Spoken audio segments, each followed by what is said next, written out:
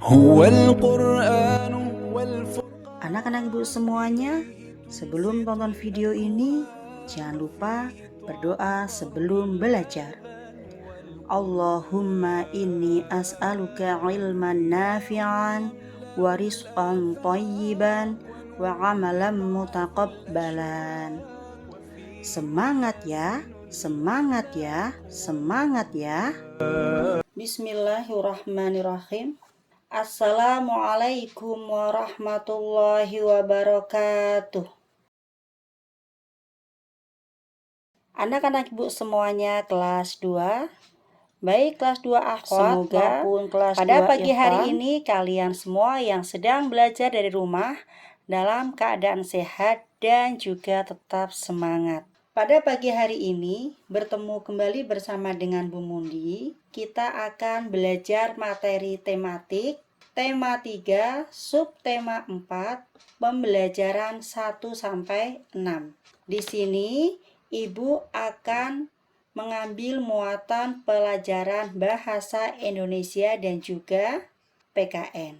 Pada pelajaran bahasa Indonesia, kita akan belajar tentang dongeng, kemudian persamaan kata, membuat kalimat, dan juga mengenal perbedaan usia atau kategori usia.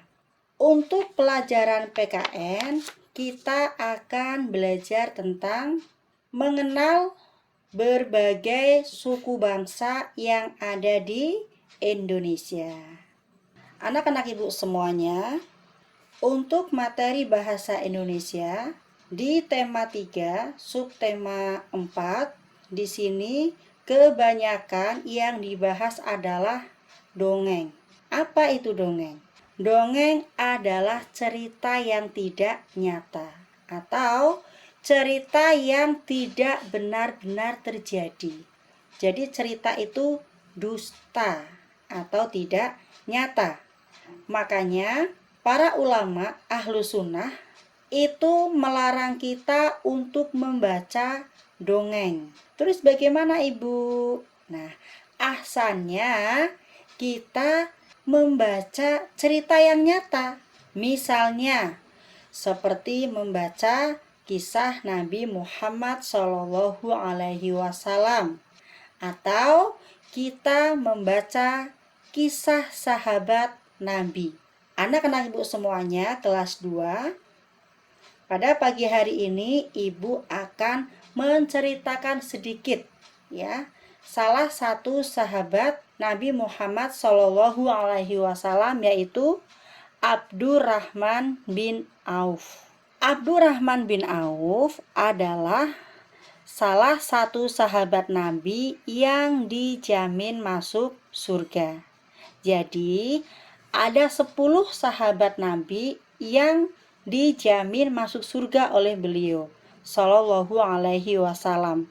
Salah satunya yaitu Abdurrahman bin Auf. Apa sih keistimewaan dari sahabat Abdurrahman bin Auf? Kok sampai beliau dijamin oleh Nabi kita masuk ke dalam surga? Keistimewaannya tentunya sangat luar biasa. Salah satunya yaitu beliau adalah sahabat yang sangat dermawan. Beliau Abdurrahman bin Auf itu adalah sahabat Nabi yang sangat kaya raya tetapi tidak sombong. Selain tidak sombong, beliau juga sangat dermawan. Apa itu dermawan? Dermawan itu adalah suka memberi atau suka bersedekah, alias di sini tidak pelit. Jadi, anak-anak ibu semuanya, di sini ibu mengharapkan kepada anak-anak ibu semuanya kelas 2 untuk mencontoh seperti figur Abdurrahman bin Auf. Jadilah anak yang tidak pelit dan suka memberi kepada sesama. Kemudian kita akan belajar tentang persamaan kata. Jadi ada satu kata yang berbeda tetapi maknanya sama. Contohnya Menolong. Apa persamaan kata dari menolong? Membantu. Kemudian di sini ada kelompok. Kelompok persamaan katanya apa? Tim, ya. Kemudian gembira. Persamaan katanya adalah senang. Selain senang juga ada lagi, apa itu? Bahagia. Kemudian kompak. Kompak apa persamaan katanya? Tentunya rukun. Faham ya? Kalau sudah paham, mari kita belajar membuat kalimat. Nah, di sini misalnya kita akan membuat kalimat dengan kata membantu. Kalimatnya bagaimana? Kalimatnya adalah Aisyah adalah anak yang suka membantu temannya yang sedang kesusahan. Itu adalah contoh cara membuat kalimat. Nah, sekarang kita akan belajar mengenal perbedaan usia. Usia 0 sampai 12 tahun itu dikategorikan sebagai anak-anak. Kemudian usia 13 sampai 17 tahun itu dikategorikan sebagai remaja. Kalau 18 tahun ke atas maka itu dikategorikan sebagai apa sayang? Dewasa. Jadi anak-anak kelas 2 usianya berapa nih? 8 tahun misalnya. Kalau 8 tahun berarti termasuk kategori apa? Anak-anak atau remaja? Tentunya anak-anak. Kenapa? Karena 0 sampai 12 tahun itu kategori anak-anak. Sampai di sini paham ya? Insya Allah. Kemudian kita akan belajar materi PKN. Untuk materi PKN kita akan belajar berbagai suku bangsa yang ada di Indonesia. Di Indonesia itu terdapat 5 suku. Apa saja itu? Suku Jawa, suku Sunda, suku Dayak, dan juga suku Bali.